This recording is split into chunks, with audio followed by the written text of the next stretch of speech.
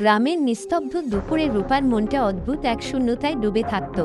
স্বামী রাশেদ ৭ সমুদ্র ১৩ নদীর ওপারে দুবাইতে চাকরি করছিল। প্রথম ফোনে নিয়মিত কথা হতো। দিন শেষে ভিডিও কলে একে অপরকে দেখে মন ভরে যেত। কিন্তু দিন যত যাচ্ছিল ততই কথার ব্যবধান বাড়ছিল। রাশেদ কাজের চাপে ফোন করতে পারত না। কখনো কখনো এক সপ্তাহ কেটে যেত কোনো যোগাযোগ ছাড়াই। রূপার বয়স তখন মাত্র ২২। তরুণী হৃদয়ের আবেগ, স্বপ্ন, আশা সবই বুকের ভেতর দম আটকে থাকত। বাড়িতে শ্বশুর শাশুড়ি, সাথে ছোট দেবর মেহেদি, বয়সে ২ বছরের ছোট। মেহেদি কলেজে পড়ত, চঞ্চল আর দুষ্টু স্বভাবের।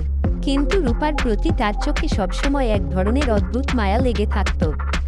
একদিন দুপুরে সবাই ঘুমিয়ে গেলে রূপা একা বারান্দায় বসেছিল। আকাশে মেঘ জমেছিল, হালকা বাতাস বইছিল। মেহেদি আস্তে এসে পাশে বসল। চোখের কোণে তাকিয়ে বলল, আপা তোমার চোখ কেন এত ভেজা ভেজা? রূপা লজ্জায় তাকালো না, শুধু বলল কিছু না। মেহেদি হালকা হেসে বলল, আমি কি কিছুটা হলেও তোমার কষ্ট ভাগ নিতে পারি না? ওই মুহূর্তে রূপার বুকটা কেঁপে উঠল। এই কথা এতদিনে কেউ বলেনি তাকে। দিন দিন তাদের কথোপকথন বাড়তে লাগল। বারান্দায়, উঠোনে, রান্নাঘরের আড়ালে আড়ালে। মেহেদি সবসময় খেয়াল রাখত রূপার পছন্দ অপছন্দ। কোন ফুলটা ভালো লাগে, কোন রঙের ওড়না পরলে তাকে মানায়, সবই ওর জানা হয়ে গেল। রূপার মনে হচ্ছিল জীবনের শূন্য জায়গাগুলো ধীরে ধীরে পূর্ণ হয়ে যাচ্ছে। এক সন্ধ্যায় বিদ্যুৎ চলে গিয়েছিল। অন্ধকার ঘরে হঠাৎ মোমবাতি জ্বালাতে গিয়ে রূপার হাতটা কেঁপে যায়। মোমের গরম মোম হাতের ওপর পড়ে যায়। চিৎকার দেওয়ার আগে মেহেদি তার হাতটা ধরে নেয়। চোখে চোখ পড়ে যায় দুজনের। মুহূর্তের নির্বতায় বুকের ভেতর অজানা ঝড় বয়ে যায়। মেহেদি আস্তে বলে ওঠে, আপা আমি আর শুধু দেবর থাকতে চাই না। রূপার ঠোঁট শুকিয়ে গেল, বুক ধুকপুক করতে লাগল। চোখ নামিয়ে বলল, এসব বলা ঠিক না মেহেদি।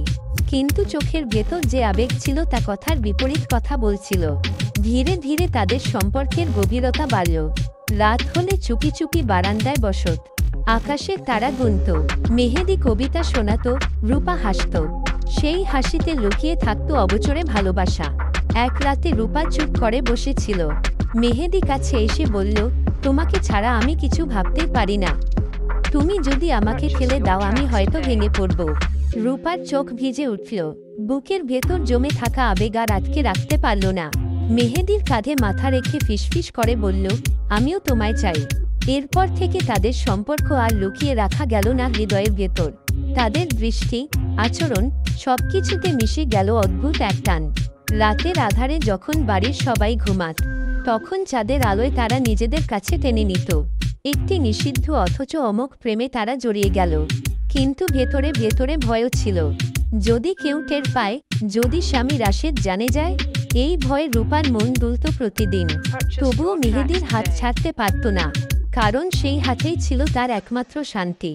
একদিন হঠাৎ রাশেদ ফোন করে জানালো সে দেশে আসছে। রূপার বুক ধক করে উঠল। এখন কি হবে? মেহেদির চোখে তখনও আগুনের মতো আবেগ জ্বলছিল। সে বলল, তুমি যাই করো না কেন, আমি তোমায় ছাড়ব না। তুমি আমার রক্তে মিশে গেছ। রাশেদ দেশে ফিরল, কিন্তু তার মধ্যে কোনো আগের উচ্ছ্বাস ছিল না। সে কাজের ক্লান্তি নিয়ে ঘরে ফিরল। রূপার দিকে একবার তাকালো, তারপর নিজের ফোনে ব্যস্ত হয়ে গেল। রূপা লক্ষ্য করল, স্বামী যেন তাকে বুঝতেই পারছে না। দিন যায়, রাত যায়, কিন্তু সেই ফাঁকা সময়গুলো মেহেদি পূর্ণ করে দিচ্ছিল। এক রাতে রাশেদ বাইরে বন্ধুদের সাথে বেড়াতে গেল। বাড়ি নিস্তব্ধ হয়ে পড়ল। রূপা একা বসেছিল ঘরে। মেহেদি দরজার সামনে এসে দাঁড়ালো। চোখে চোখ পড়তেই দুজনের ভেতরের সব বাঁধ ভেঙে গেল। রূপা তাকে বুকে টেনে নিল। অশ্রু গড়িয়ে পড়তে লাগলো দুজনের চোখ থেকে। সেই রাতটা তাদের প্রেমকে অমোঘ করে দিল।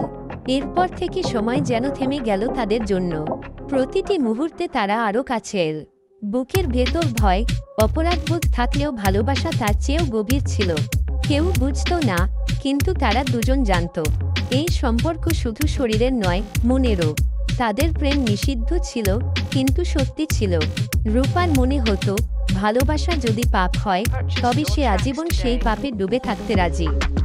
আর মেহেদির চোখে তখনও জ্বলজ্বল করত সেই অগ্নি, যা তাকে প্রতিশ্রুতি দিত, জীবন যতই কঠিন হোক, সে রূপাকে কখনো ছেড়ে যাবে না।